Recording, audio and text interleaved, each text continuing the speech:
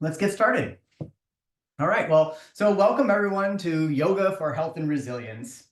This 10-week series of 90-minute classes is offered through YogaX, a special initiative in the Department of Psychiatry and Behavioral Sciences in the School of Medicine at Stanford University.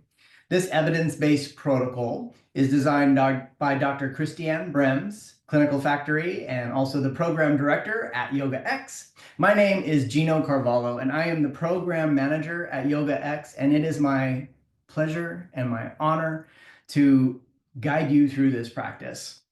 Today, we will want to have probably a couple of yoga blocks, some blankets, maybe even a bolster would feel nice. A chair could be helpful, maybe even a little bit of wall space. Kind of the usual suspects if you've been joining us for the last few weeks. So take a moment to just gather some of those resources and just make sure they're close by. And then begin to consider your seat, which may be a chair or a yoga block or the floor. And we'll start with our opening centering to settle us into this present moment, into this place, into this beautiful community. And as you begin to settle into your seat,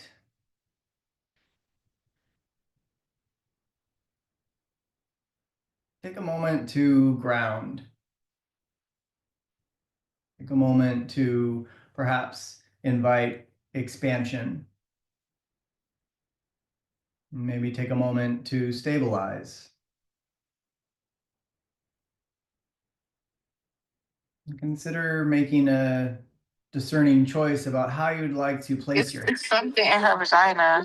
Perhaps taking your hands to the thighs, maybe palms down, maybe palms facing up, maybe grounding with the palms facing down, or perhaps opening, a sense of being open with the palms facing upward. Maybe revisiting that sensation of grounding, feeling weight, feeling rooted. Revisiting that sense of expansion, noticing how that may have changed, inviting that sense of extension, expansion, and stabilizing. And then taking a moment to consider what you would like to do with your eyes, perhaps just lowering the gaze, maybe closing the eyelids halfway, or if you feel comfortable doing so, perhaps closing your eyes.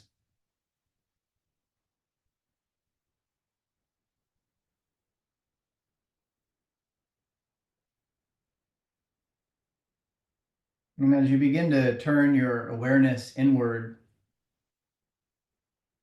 I invite you to tune in to your physical experience.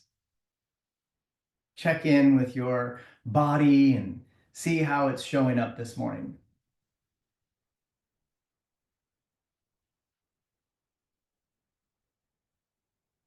And as you become more aware of how your body is showing up in this moment, I invite you to also become aware of how you are meeting your body in this moment. Noticing if you are bringing any expectations, any preconceived notions about how the body should or should not be expressing itself in this moment.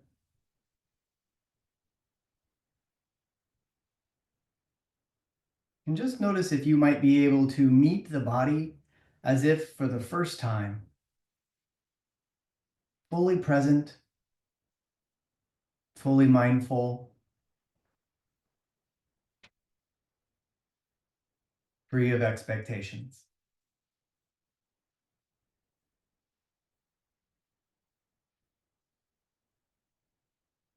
And as you become more attuned to how your body is truly doing in this moment, gently shift your attention to the breath and notice how the breath is showing up this morning. And again, Notice how you are meeting the breath. And just notice if there's any preferences, any aversions about how the breath is showing up. And notice if you might be able to meet the breath free of expectation. Perhaps with a willingness to learn from a novel experience, as if you're meeting the breath for the first time. And if there are expectations, that's fine too. Just notice that they're there. Just notice what you're bringing without having to quarrel or wrestle with these expectations or stories. Just simply notice that they're there.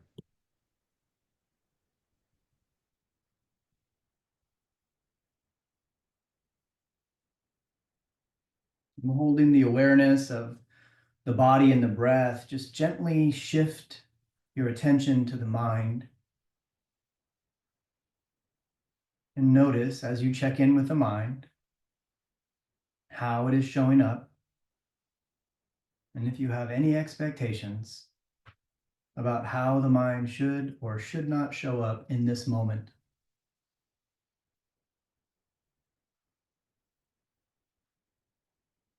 And just see if you can meet the mind without expectations, without expecting anything good, bad, neutral. See if you can meet the mind as if for the first time. Just being present.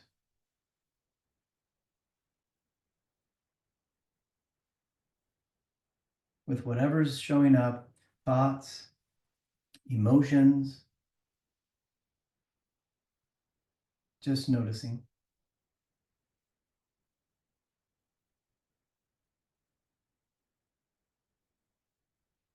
And invite yourself to stay this open and connected to how your experience is unfolding in each moment. And invite that awareness to stay through the practice today, noticing any little preferences or aversions, any clinging or grasping, maybe noticing any narratives or identities that might emerge, perhaps out of expectation. And invite your wise self to observe and make note of this, not in a scolding way or not in a confrontational way. No need to wrestle with the experience, but simply a way to learn and notice how proclivities may impact the experience.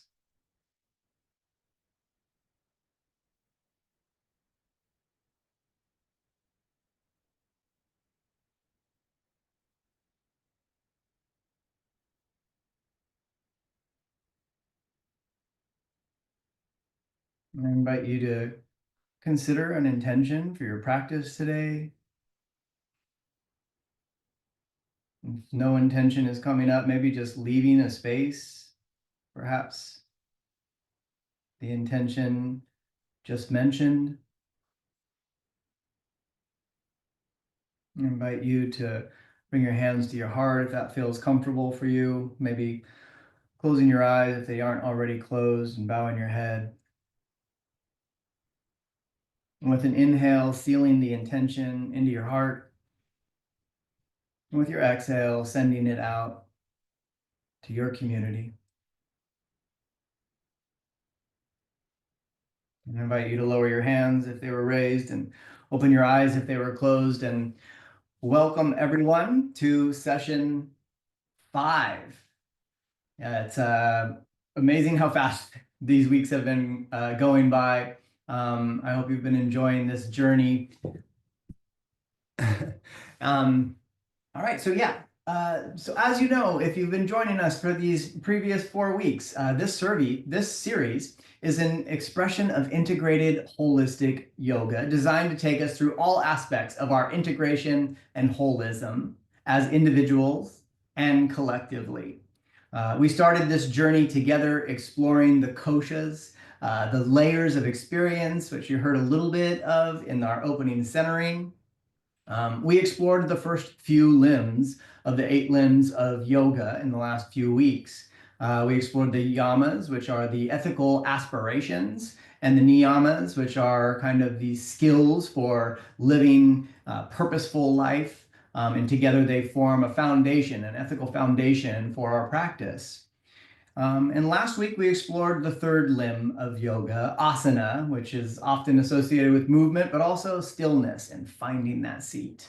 And we explored the asana framework through the gunas, the fundamental qualities of nature expressed through us that also shape our emotions, our thoughts, and our behaviors.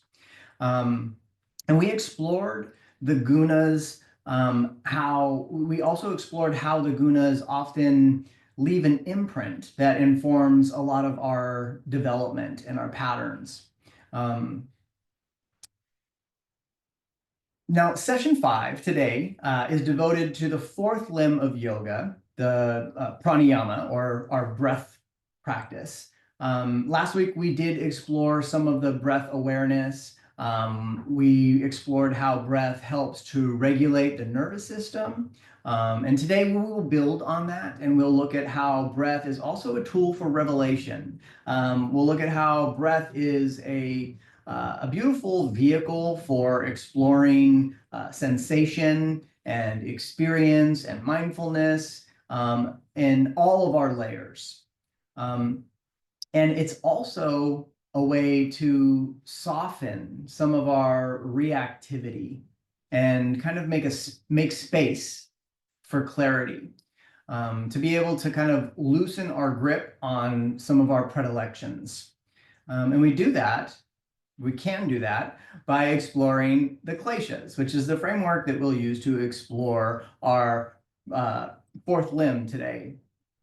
Now, the Kleśas are often interpreted as afflictions. They also go by a couple of other names, but they're often known as the roots of suffering. They are obstacles to fulfillment and feeling harmonious.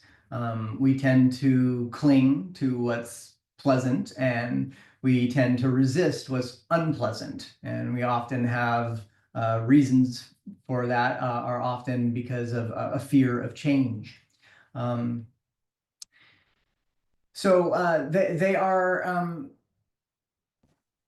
Kleśas are also really like how we get caught up in our proclivities, so our kind of natural tendencies to want something to be a certain way that's kind of rooted in that experience of the gunas with the pleasant and unpleasant sensation that we played with last week.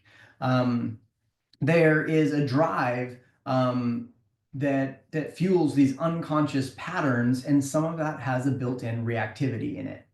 So today, through our breath practice, I'll invite you to move from reactivity to a place of clarity, of harmony, of luminosity. As we recall from last week, our experience with sattva, right? That idea of our guna that is in between perhaps the work of the rajas and the tamas, tamas. We can recall how rajas is that drive to bring some fire and some passion into how we work, but it's also hooked in there is some attachment to a desired outcome. And then in our practice with tamas, it has that groundedness, but it also has that quality of kind of a sluggishness, which may be rooted in some sense of aversion. And we played a little bit with some of those things in that context. So having that experience with the gunas and relating it to how we are being introduced to the Kleśas today is a really intentional sequence of these sessions. So just noticing how these sessions are building on one another can really, really help carry these lessons from one session to the next. So So what are the Kleśas, right? So the core of all the Kleśas is avidyā, and that is often interpreted as misconception or an ignorance. And I like the interpretation of this as being not knowing who we truly are.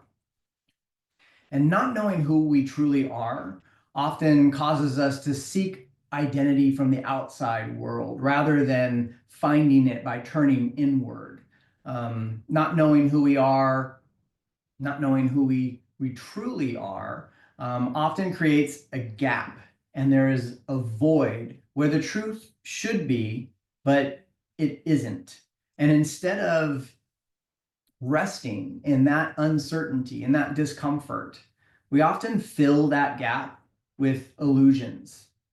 We believe that we are separate. We believe that we are incomplete or lacking.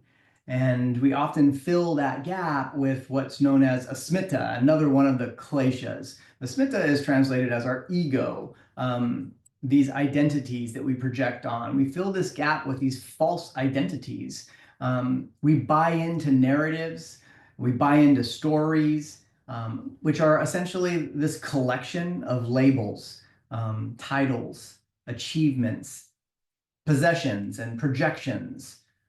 We often reinforce these through feedback loops and echo chambers and bubbles, and we often perpetuate our confirmation bias through those behavior patterns.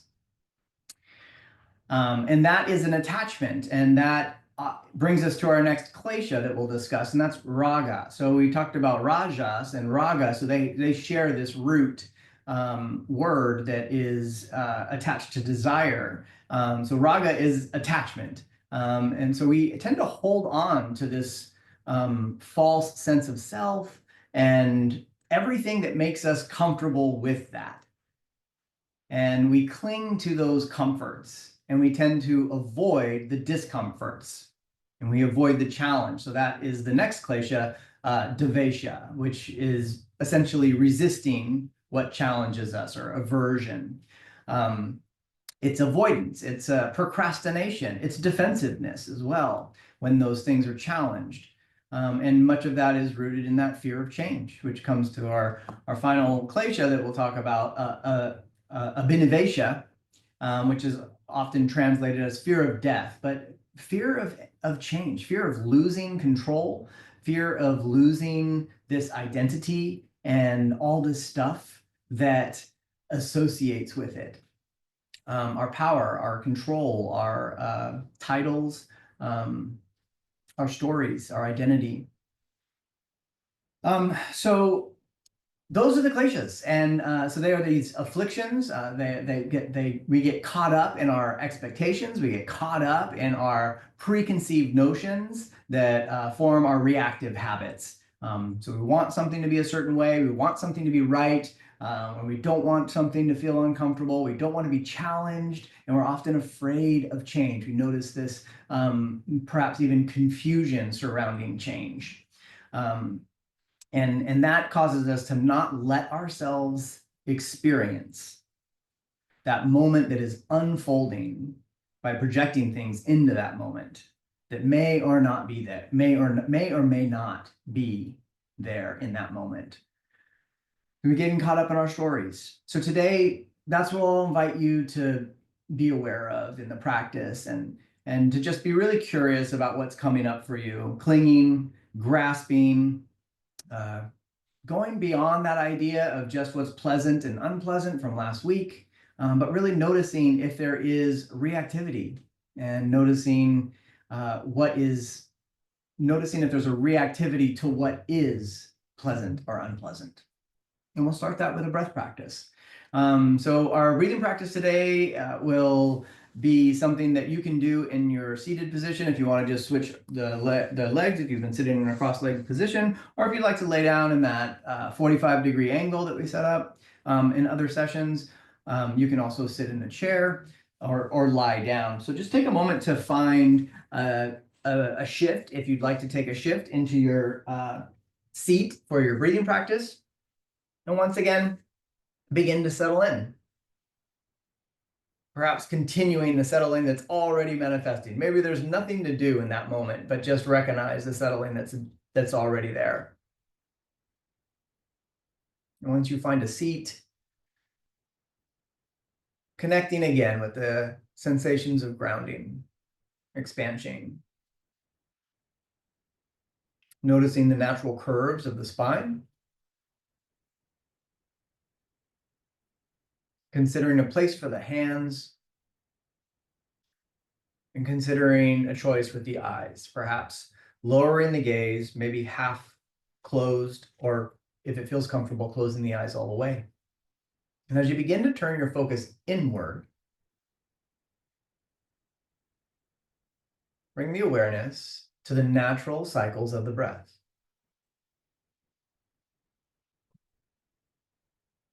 And just notice the sensations of the inhale.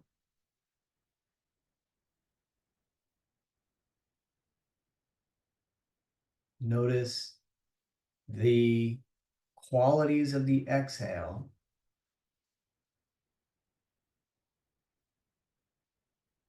And then notice how you're meeting those.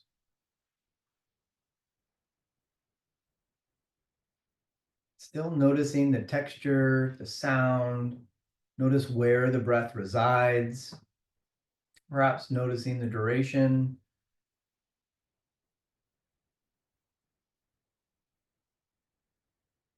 Noticing how your breath is interacting with the body.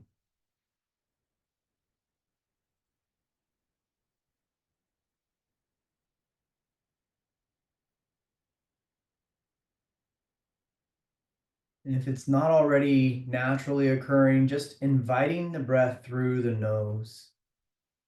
Perhaps inviting an awareness of the sensations around how the breath travels through the nose and everywhere else in all the layers.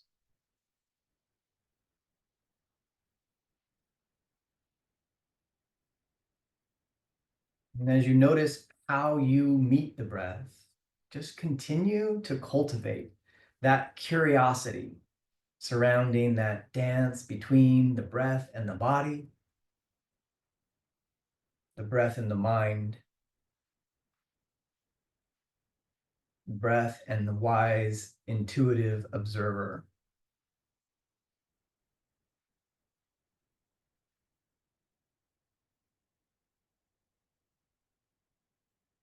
Holding that awareness,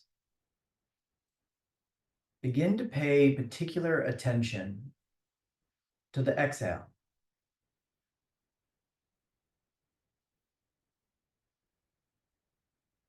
Begin to notice the moment of release. Noticing that sensation or the experience of letting go.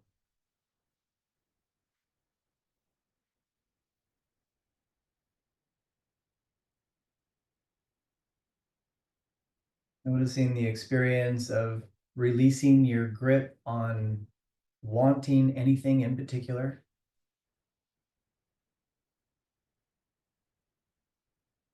And getting really curious about that end point of the exhale.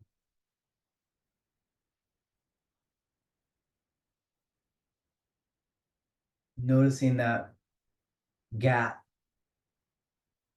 the space between the exhale and the inhale. And inviting your awareness to rest in that gap.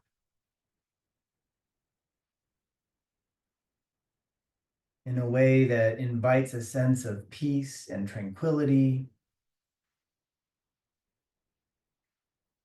grounded in the bottom of the breath.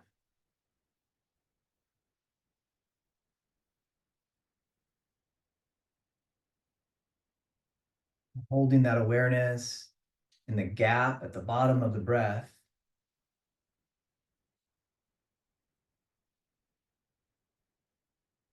Inviting a little suspension, just quietly, peacefully, even if it's just for a moment. And in that suspension, just notice if anything arises.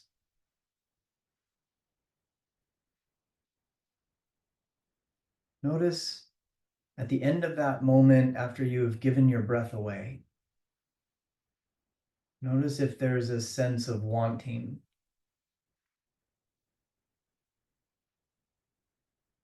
Notice if there's a sense of dissatisfaction as you empty the breath.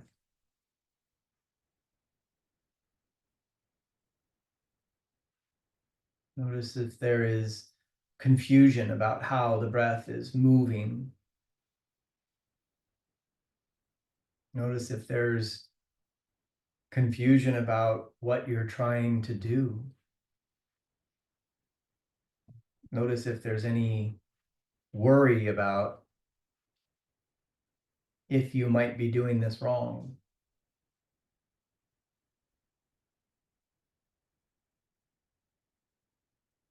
If you're meeting those questions, in this moment, you are meeting your Kleśas.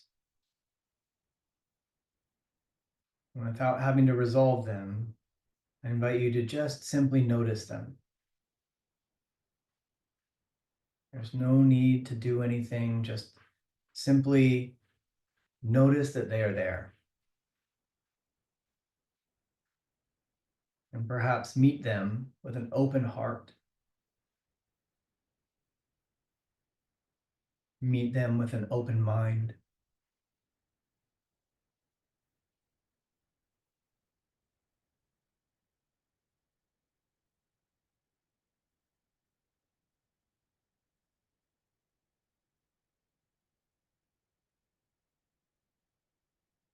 And if you are still playing with that suspension at the exhale, I'll invite you to return to a normal breath cycle after the next exhale.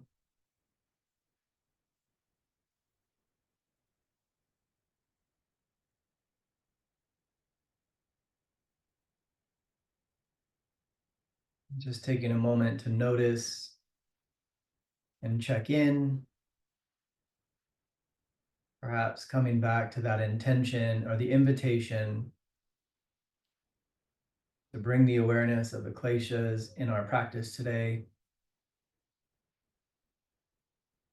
And if your eyes were closed, you can slightly open your eyes,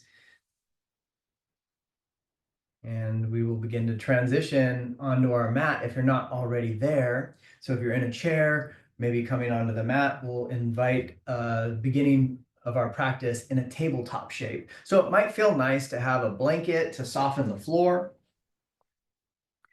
You might like to have a couple of blocks nearby. And we've talked about perhaps even having a blanket that might be able to serve as a bit of a wedge in this tabletop shape. And once you've made your way from your seated position to tabletop, just take a moment once again to kind of ground and check in. You have your resources, you have your props and supports. Take a moment to ground the hands beneath the shoulders, maybe the knees beneath the hips. And in this four-legged tabletop shape, just take a moment to ground and expand and stabilize. And come back to noticing the breath. Noticing how the breath is moving naturally. Maybe noticing that with that breath movement, there's already a little bit of cat-cow.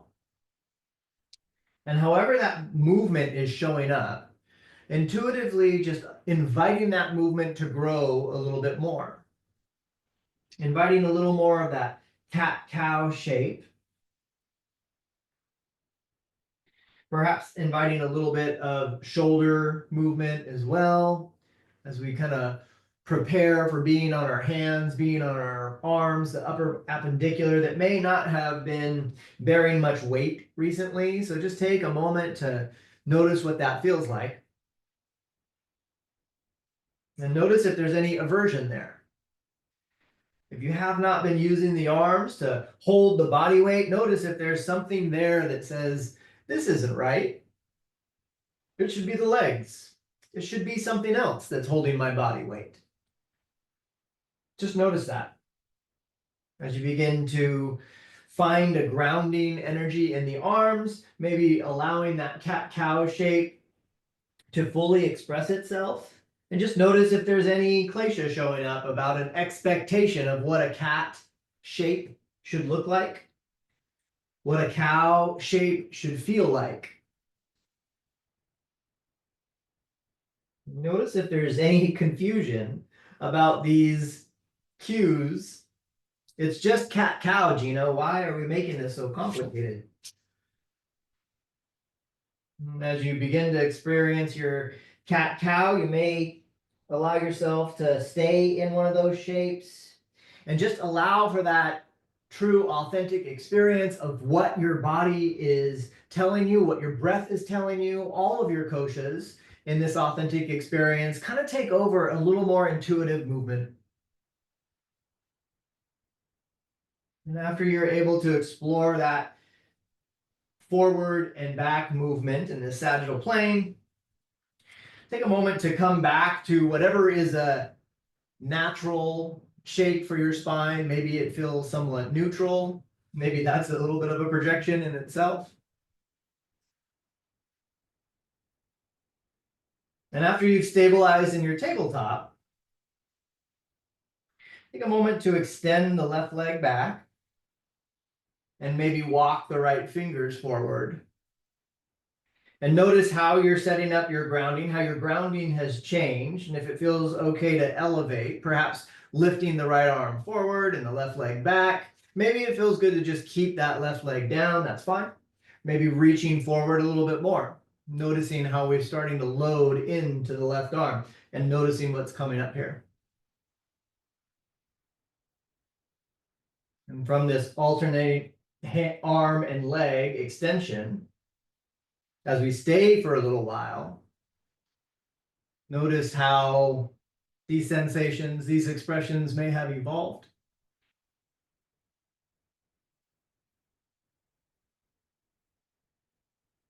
And I'll invite you to slowly begin to bring the elbow towards the knee, maybe inviting a little bit of the rounding in the spine. And see if you can meet that shape and stay here for a little bit.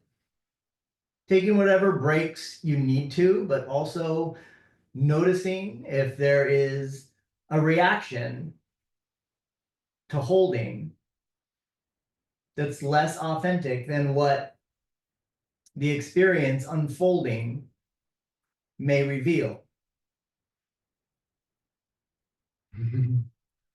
And then from that tucked position, take a moment to invite that extension again, expansion. And then gently take a moment to return to tabletop. You can stay in your tabletop. We can come back to that intuitive movement. If you'd like to give your wrists a little shake, that can feel nice.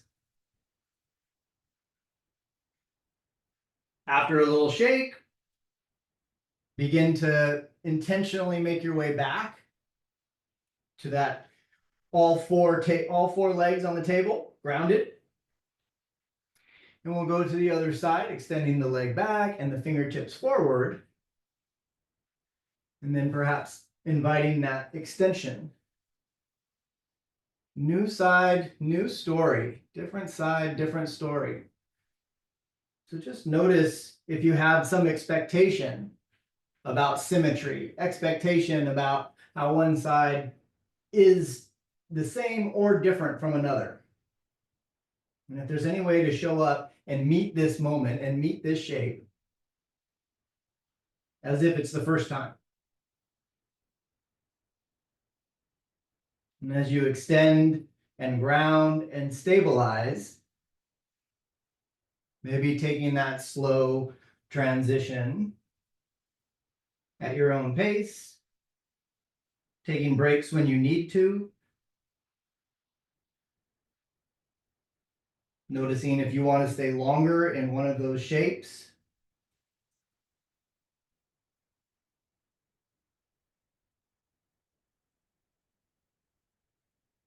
Notice the aversion. Notice the grasping for a shape. Perhaps just got to get that tuck that much more, have to engage that much more, that clinging, that grasping to an ideal of what that shape should look like or feel like. And perhaps when you're ready, coming back to that extended shape. Grounding, stabilizing, and extending.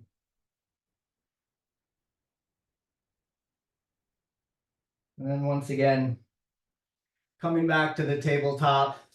If you'd like to shake the wrists out or fidget through the hips with intention, allowing that intuitive wisdom to guide that movement. And we'll come back to our tabletop shape once again. So one more shape here that we'll play with. And we'll play with this rotation. Now we're going to play a little bit with twists throughout the practice today. So I'll invite you to bring a little bit of that connection here as you start moving. So as we come into the first twist, grounding down and extending this way, this might be the most accessible twist. If it's early in the day for where you are, then this might be enough for your twist. But we'll also invite an opportunity to extend up and perhaps reach back the other way.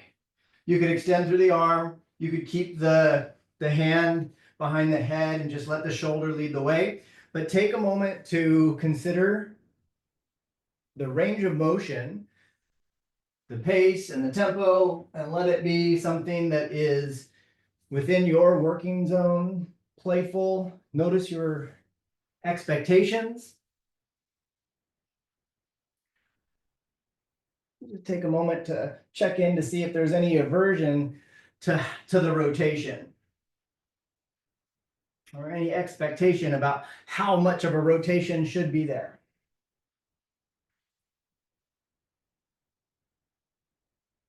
When you're ready, we'll switch to the other side. If you'd like to shake out in between, you take that moment to shake out, but perhaps meeting this twist as if it's the first time. You switch from side to side.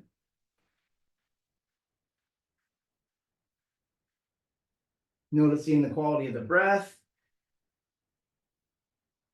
And meeting all of those experiences and sensations through all the layers.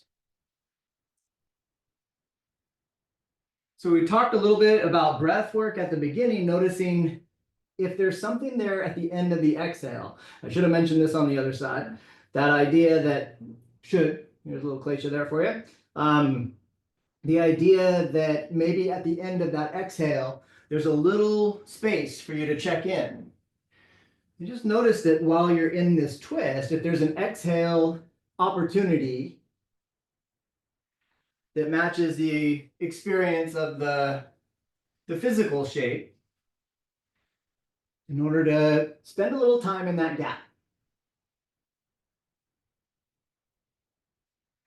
Which might be why some of my cueing is spread out a little bit. As we'll take a little bit of time to find that space at the end of an exhale. All right. So just take a moment after you're done with the rotation so that it feels like you are able to explore both sides the way that you wanted to. And when you're ready, come back to your tabletop and allow for any little fidgets or any settling. And then perhaps flipping the toes, maybe starting to hover the knees and draw the belly in. And then once again, pushing into the floor as we reach the hips back, reaching the hips up, allowing the knees to straighten. And eventually walking the hands back to the feet or the feet forward to the hands, or however you'd like to do so. Take a moment to come to a forward fold at the front or the back of your mat. I'll stay at the back of my mat.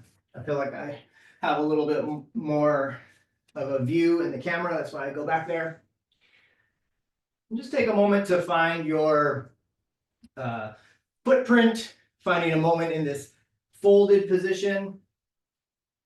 Allow yourself to ground down and maybe extend upward. And then when you're ready, come into a half lift. Ground down through the feet.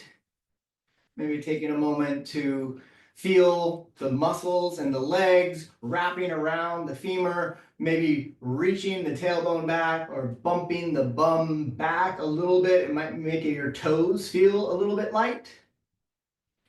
And then with a little bend in the knees, if it feels okay to just rise up by pushing down, take a moment to reach your arms up and come up to a standing shape, maybe reaching the hands up nice and high. Taking a moment, you can lower your hands or you can keep them raised to meet this standing posture, this Tadasana, this mountain pose, free of expectations. Checking in. And if your hands are down, perhaps inviting an inhale to sweep up and reach up again. And on your exhale, invite a hinge at the hip, maybe reaching the top of the femur back. Maybe even feels a little bit like your tailbone lifts as your heart reaches forward and you invite the fold down. As we come into this forward fold, it'd be nice to have these blocks here. So come to your half lift and we'll play a little bit with a twist here. It might feel nice to have your feet a little bit wider apart. If you'd like to have your feet closer together, that's an option for you as well. But think of the base that works best for you. When you ground the feet, we want to still keep the movement and dynamics that will take place through the legs. So constantly being aware of all the sensations as they unfold. So we'll take a moment to invite a rotation here, perhaps inviting the left hand over towards the right side. Maybe it's the leg, maybe it's the thigh, maybe it's a block. And then from there, inviting an opening with the right arm and perhaps staying there. Noticing if there's any expectations in that shape. And then gently returning back to a neutral forward fold. And then taking it to the other side and noticing if there's any new information there or expectation that you were projecting there. Just noticing if there is a base that's more auspicious on this side than the other side. And I'll invite you to take a rotation on each side one more time. Whichever shape feels good for you. You might enjoy having a little bit more of a wide base and just allow for the hips and the knees to embody this shape in any way that feels auspicious for you. So it doesn't have to come all the way to the outside of the shin. You can keep a hand on the block. You can have a different level of the block, of course, that'll give you a better leverage. Just notice if you tend to load into the block forward, and notice if you might want to provide a little more balance and equilibrium by grounding down in that rotation. Can you find some extension through the spine? Just being a little playful, a little discovery, a little curiosity in that rotation. And once you've played on both sides, coming back to the half lift, kind of like that return to our neutral tabletop position. Maybe there's a little bend in the knees that makes that feel like a position that's a little more of a resting pose. And we'll rise back up again, so perhaps bending the knees and inviting that strength to root down as you rise up. Coming back to our stance. Once again, checking in with that footprint. I tend to move my footprint a lot. So I'll go from wide to narrow, constantly saying, where's my base in order to feel more auspicious in the centering and where I'm moving without an expectation, right, of exactly where our footprint should be every day, all the time with our practice. So invite that curiosity about how the base can really support how you're going to engage through lines of energy and find stability. And once you've grounded into a Tadasana, once again, I invite you to inhale and rise up. And with your exhale, this time bending the knees and sinking the hips and coming into a chair pose. And from that chair pose, you may decide to take a block between the shins. And we played a little bit with this last time, right? So the block between the shins can provide a little more of that stability in the base. And you can change the shape of that block so that it's 4 or 6 inches. You could also move it up to the thighs if that's something that provides you stability there. But inviting you to sink down from that standing position so that perhaps the heart stays open. Now, last time we did the chair, we also played a little bit with building some strength and stability in this kind of skier's position, sinking back and grounding, noticing if your weight's in the toes, noticing if the weight's in the heels, but just take a moment to find your plumb line here. And from this shape, when you feel ready, perhaps reaching up with the arms and finding maybe a little bit of that extension upward, that axial extension. And we'll begin to invite a rotation here. So think about maybe bringing your hands towards heart center and just allowing this rotation to take place. And notice that space in the exhale. And notice if there is a little bit of time, a little bit of evolution in that space. If you notice if there's a tendency to get right to the outside of the left thigh here. Some of you might have already been here and cranking into the leverage to wrap around. But just take a moment through your active range of motion to allow for that rotation to unfold naturally and allow for the breath to move, and just notice how that evolution in your chair plays out. Maybe it's just a hand outside. Maybe there's something open here. But take a chair twist that works for you, and these are fiery twists. So notice the aversion to this. Notice if this just seems like a ridiculously long period of time to hold this pose. Maybe it is. But when you have met that moment with that curiosity and truth, gently allow yourself to return back to neutral and rise back up to center. And take a moment to come back to our stance. Come back to the intention. And just check in.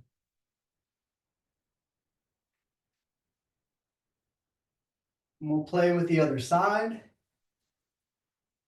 considering the block, considering the footprint, and the approach to come down. Perhaps allowing for the stabilizing of the lower appendicular to set up your base, to get your hips into the position that works for you. Also notice, sorry I didn't say this on the other side, but notice that this rotation does not require that your knees stay stationary. If I'm going to rotate to this other side, notice if this knee wants to come back and that knee wants to come forward, that's great. That's a natural movement of the spine. Hands to heart center, maybe hands outside the knee. Notice if there's an expectation or preconceived notion of what you should be doing here. See if you can be guided by the intuitive curiosity of how the experience is unfolding.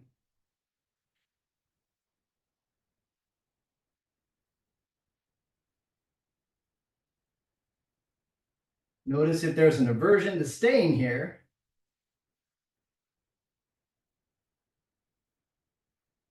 Once you feel like you've explored this, I invite you to return to neutral and rise back up. Coming back to a Tadasana. And once again, checking in.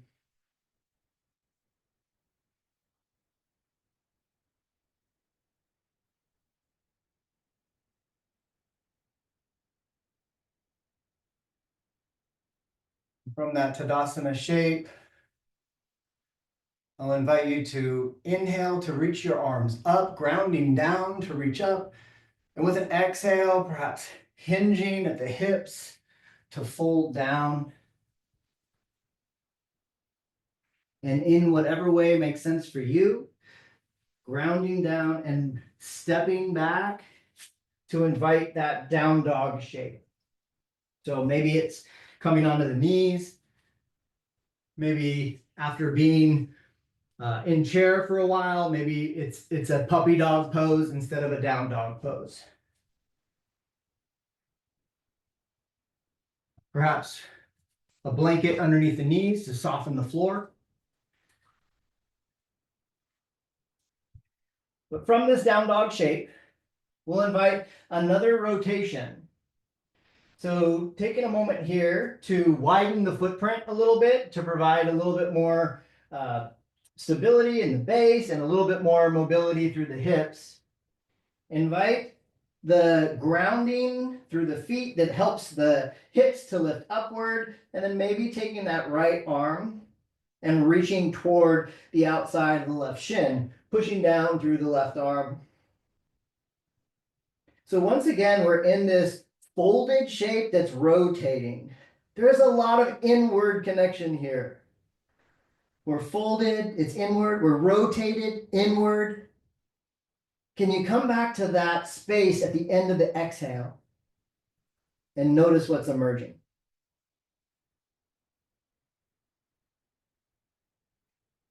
Returning back to neutral, down dog. And just checking in on the other side. You can always take this from that puppy dog shape.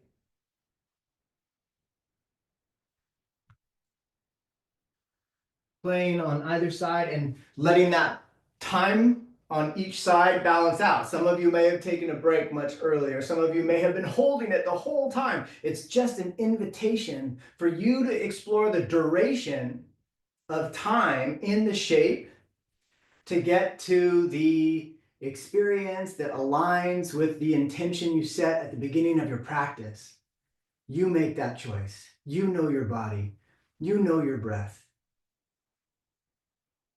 And when you're ready, maybe returning to that down dog shape and slowly lowering the knees down. And from that tabletop shape, once again, inviting a return to the breath. You could shake the hands out if that's something that feels auspicious after being on the hands for a little bit. Or maybe just come into the seated position to do our check-in from a rocks pose. Just noticing what's coming up.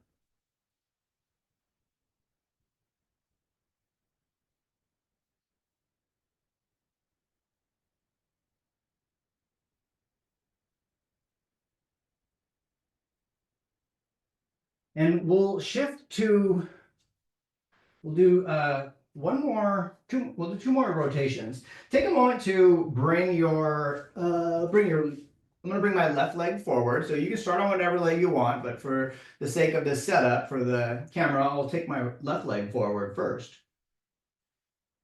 And again, you could benefit from patting the floor with that back knee. And from this low lunge shape, we'll start to invite a little rotation here. So once again, if you'd like to ground through the arm, that's a great way to provide a little bit more grounding, but just be aware if you grab onto the knee and just crank away into rotation. See if you can use an active range of motion, which will help to kind of embrace the experience of moving in a more holistic way, using the strength of your body to rotate rather than kind of an external force here. Notice if immediately where you go with this rotation. So you can keep the hand on the floor, or perhaps you can decide to bring the other hand up. Your hand can come to the heart in this prayer twist if that's something that feels like it's a little bit more symbolic of where you're bringing your attention, inward versus outward, perhaps cultivating that awareness of the experience through here. And if you want, you could always extend that back knee off the floor.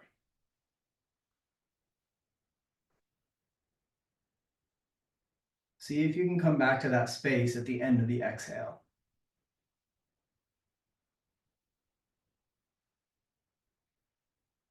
Notice the ebb and flow of the breath. And on an auspicious point in the breath cycle, invite the return to a stable, neutral, more natural shape. If it's down dog or tabletop, before you set up to the other side. There's a little bit of time here for everyone to take their own amount of time and duration in the shape. And then when you're ready, begin to set up on the other side. A new side and a new story. Once again, the hips move however they need to move in order to allow the spine to support the twist that unfolds. We're never locking in on the hips, never asking them to be stuck in one place. So as I rotate, I might feel that my left hip comes with me. Kind of notice where you land on this side. Notice if you want to stay grounded or if you'd like to bring the hands up and ground through the legs. And just notice how one side might benefit from not having the expectations projected from the previous experience. And see if you can come back to that space at the end of the exhale.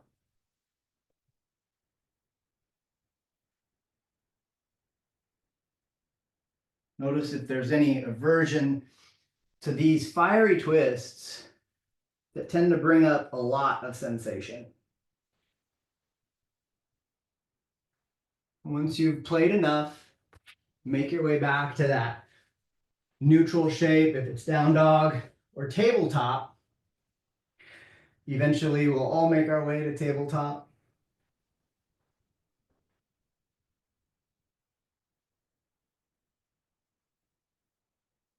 From tabletop, I'll just invite a simple transition onto the hips and extending the legs out in front.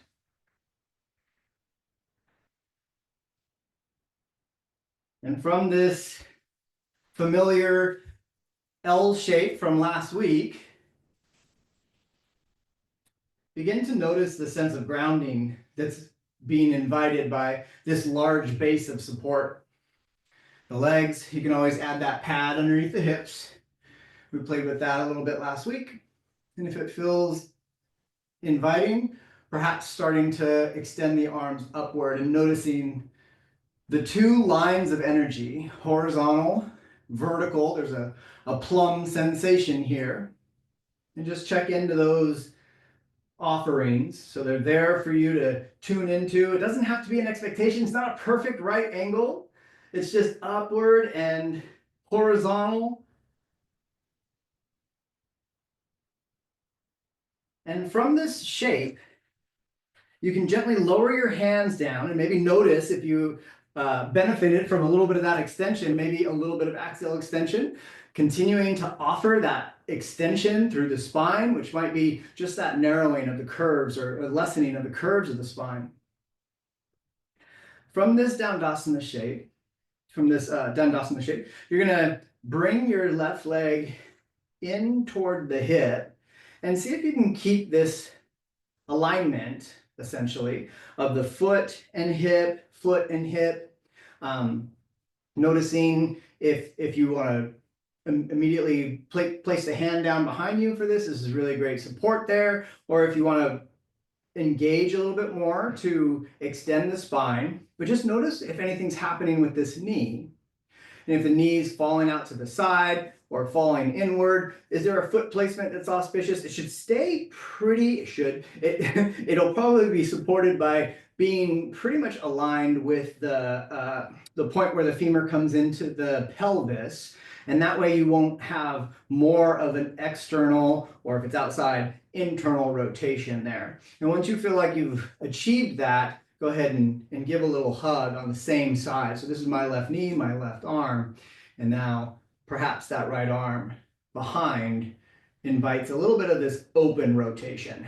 So as we open and rotate in this direction, invite the hips to move. Maybe notice this right leg coming back as I come back with the right shoulder. That's great. Definitely don't need to lock those in at all. Come into this rotation with a sense of grounding, and still aware of those lines of energy, horizontal and an intersection upward that invites the space to complete the twist through the upper part of the spine. And after meeting this twist and being really curious, noticing reaction, grasping, and clinging, gently make your way back to center and stay with this side as we start to move in the other direction. So to continue that reach upward, you could always come back to that L-shaped extension if that feels helpful for you, and then maybe bringing the right hand around and the left hand back, and let that exhale space be a little learning gap for you to slip into and have a novel experience that guides where you go, how you go. Again, allowing for this closed twist, right? Because we're going toward the thigh that's bent here, to be right in that middle working zone. If you'd like to wrap the elbow around, great. It could be just the wrist. And there's a balance between the arm that's providing some support and leverage and the work that's going on in your center to rotate as well. And after exploring that, coming back to a forward-facing shape and extending that left leg, noticing if you'd like to have a little fidget. Is that something that is intentional and strategic, or is that a reaction that's thrown out, or we just fidget every time? Do we fidget with intention? And again, without scolding ourselves on this, just noticing where our habits are. Just letting that curiosity guide us, letting that revelation be something that can be kind of fun and playful to discover. Let it be something that is unfolding, that brings more curiosity. We're going to switch to the other side. So think about making that same kind of alignment support, right? Because if it's in, it will flop out. If it's out, it'll flop in. And as you play with this rotation, one of the things I might not have mentioned on the other side is we're going to the open side. Sorry. So as you go to the open side, like notice if there's a tendency to completely get off the hip. See if you can invite a sense of bilateral grounding. It's just not going to be bilateral in the sense of being locked. So from that shape, notice if there's a few opportunities at the end of the exhale to slip into the gap. So start with that open twist. So going away from the thigh that's bent, the knee that's bent.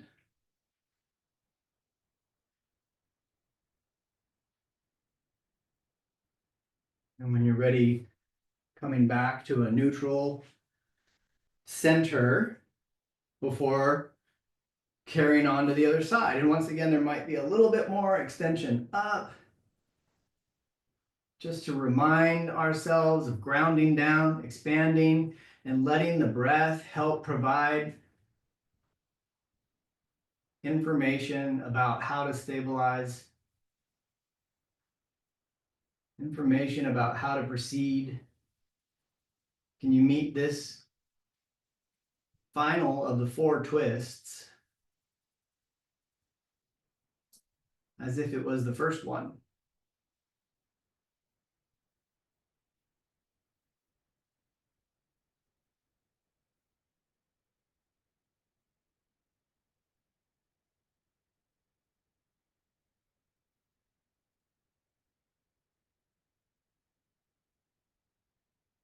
And once you've balanced out both sides, come back to face forward.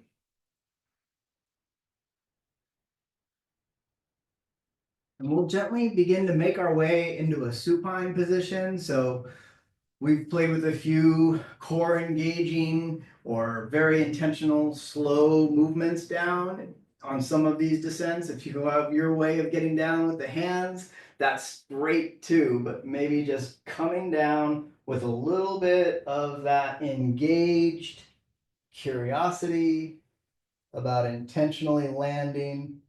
And once you make your way to a supine position, just making sure you have a blanket or bolster or block close by. These will be used to help with the support in a supine twist. So you may know that you want a little bit higher support here. So maybe it's 2 blankets. And when you're ready to ground down and let your spine feel what it feels like to be supported horizontally against the earth, then invite the knees in. And from this shape, you can start to invite the rotation to one side. And there's a couple different ways to support this rotation. And one is to just lift the floor up with a nice soft landing for the outside knee. It can also feel nice to support between the knees. All right.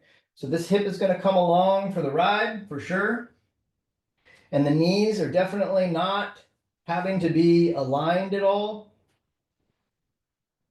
And if it's at all possible, by supporting this rotation from the floor upward, then maybe that will allow for the right shoulder to ground. And that ability to ground the right shoulder will provide more stability in your twist. So take a moment to find that formula of bolster or blanket or floor or block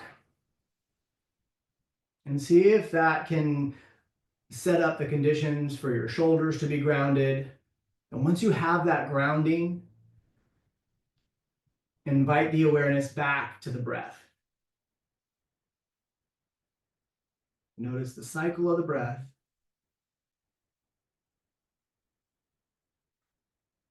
And without needing to extend that gap, no longer really supporting structured load-bearing twists, just becoming aware of the subtleties, maybe becoming more aware of some of the subtleties here, noticing the difference.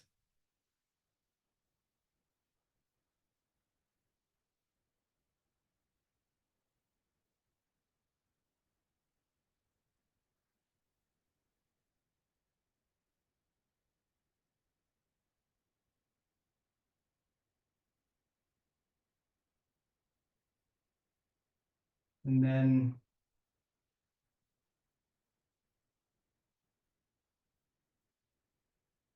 when you're ready, when you perceive those exhales, those breath cycles have fulfilled your intention that you set, begin to make your way to the other side.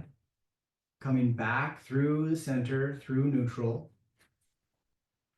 knowing that you may set up a little different base.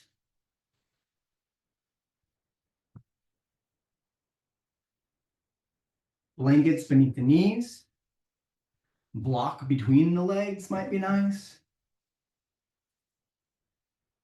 And maybe that lift from the legs,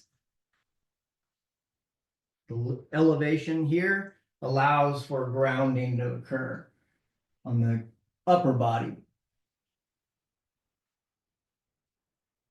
And then once you've set that up, allow yourself to settle.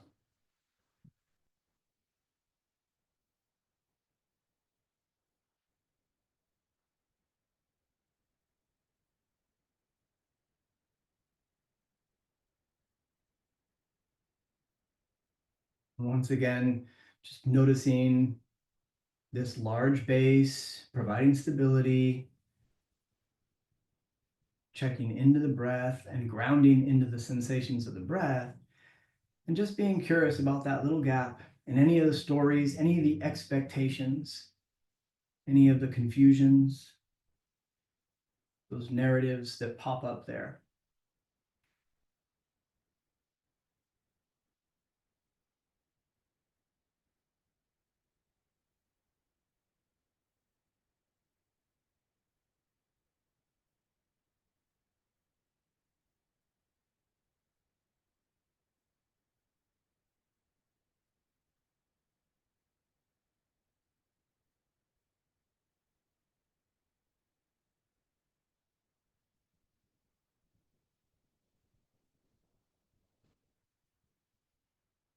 And when you're ready, using your breath cycle to make a discerning choice about when and how to transition from this rotation, begin to plot out a way to arrive in your final resting pose. So maybe there is a block set up or a bolster set up. If it's cold where you are, maybe it'll be nice to have some blankets.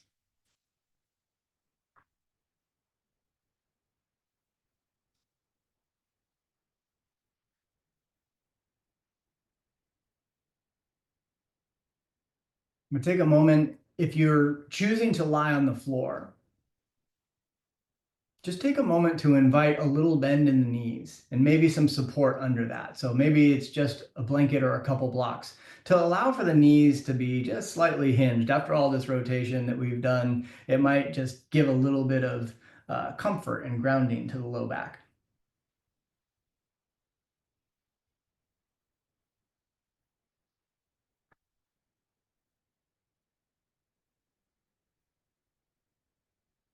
Once you've found your shape, begin to settle in.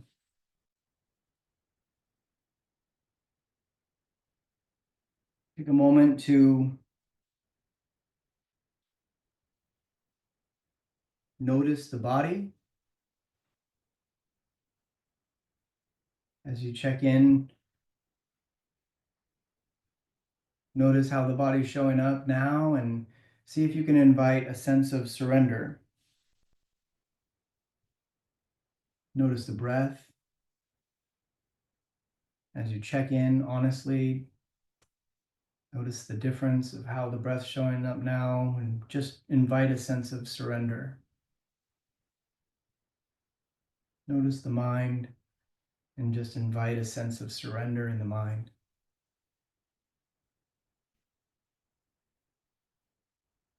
And as you begin to surrender through all layers, making one final discerning choice for how you set your hands, if it's palms down or palms up, deciding where you're resting your sight line or closing your eyes.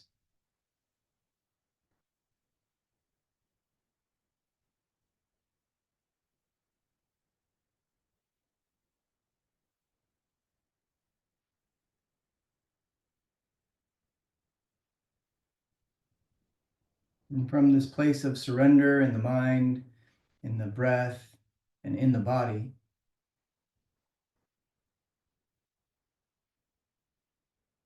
I invite you to imagine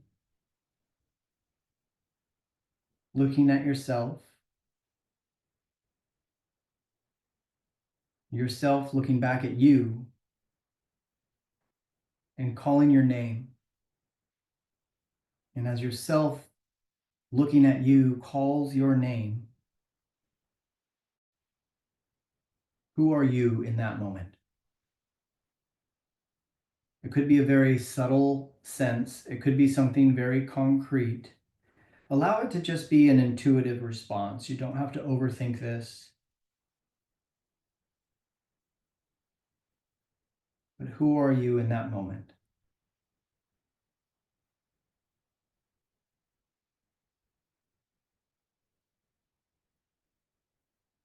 I invite you to imagine a maternal figure. It doesn't have to be your mother. It could just be a figure that embodies that maternal relationship. But imagine that figure calling your name. Who are you in that moment?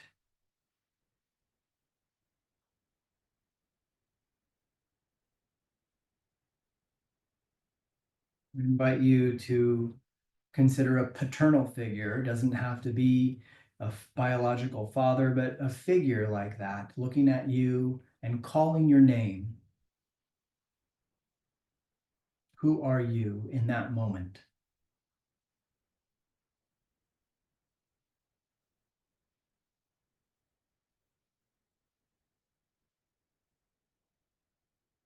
I invite you to imagine a sibling or someone who knows you like a sibling who's gone through those developmental stages with awareness and experience that's shared. Calling your name at that moment. Who are you?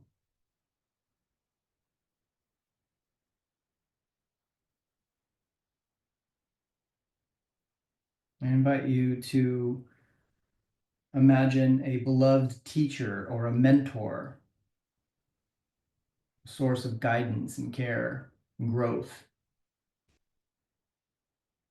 looking at you and calling your name. And as you hear your name, who are you in that moment?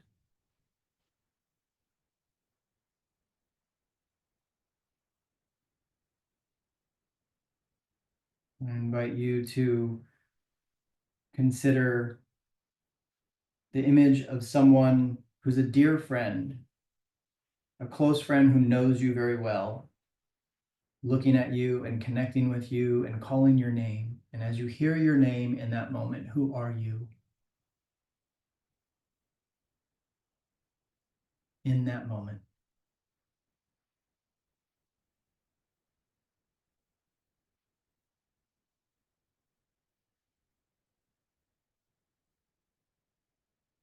And I invite you to imagine someone who you deeply love calling your name.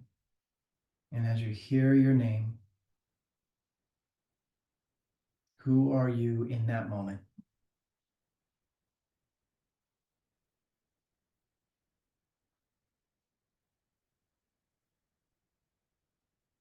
And I invite you to imagine a stranger, someone who you've just met, looking at you and calling your name. And as you hear your name, who are you in that moment?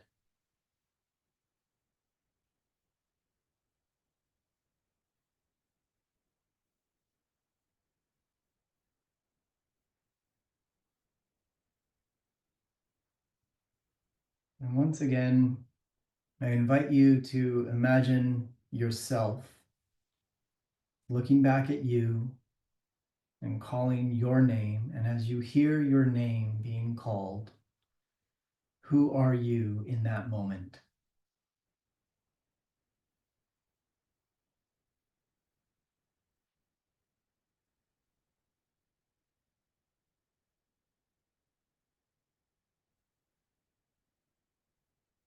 So many selves, so many identities have likely emerged.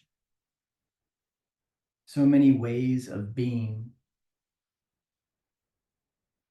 Perhaps some clinging, some aversions, maybe some fears or worries, or stories, or confusion.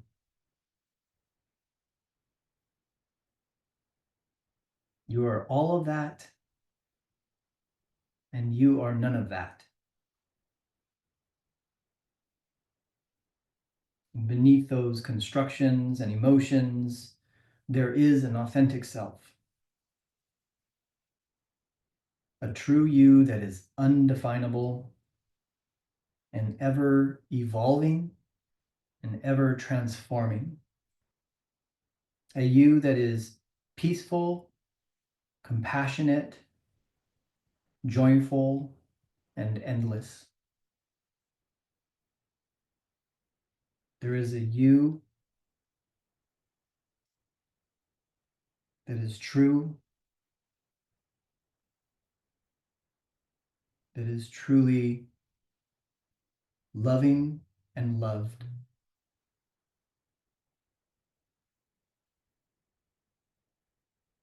And with that, I'll invite you into a few moments of silence, and you'll hear my voice to take you out of that silence.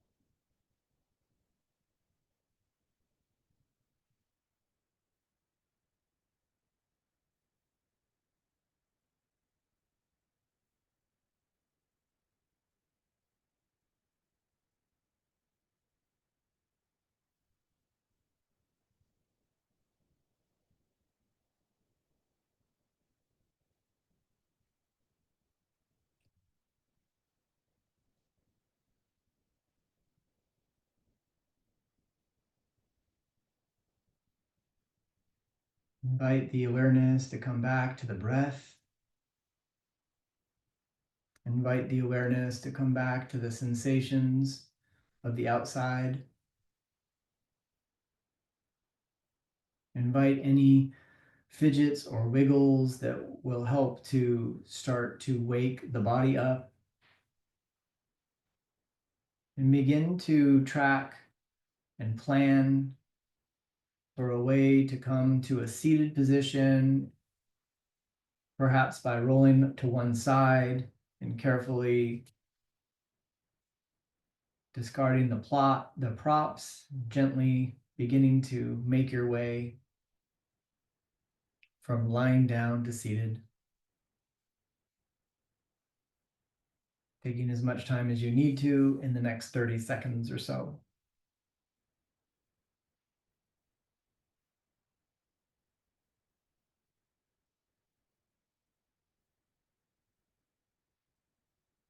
And once you've found your way to your seat, just once again, grounding and expanding and stabilizing. I invite you to bring your hands to your heart if that feels auspicious. Perhaps closing your eyes and bowing your head if that feels inviting to you. Maybe bringing your awareness back to the intention you set at the beginning of class. And just noticing if anything has come up in this experience that you would like to take with you. And with an inhale, breathing that in. And with your exhale, sending that out.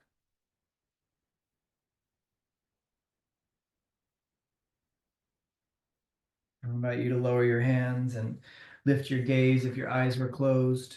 Thank you all for sharing your practice this morning. It's lovely to share the morning with you. All right. So we'll take a 10-minute bio break, and we'll return 200 hours. We'll return to this classroom, this Zoom link for the debrief. And for 300 hours, you will go to the 300-hour link